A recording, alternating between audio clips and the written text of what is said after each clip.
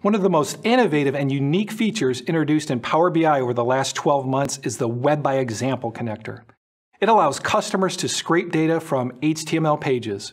It supports ingesting any data element on the page beyond just HTML tables.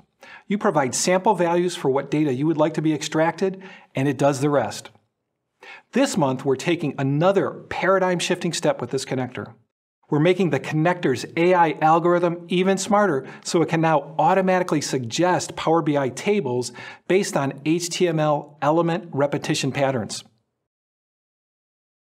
After enabling the new preview feature from the Options dialog, suggested tables are exposed in a new folder within the Web Connector Navigator dialog.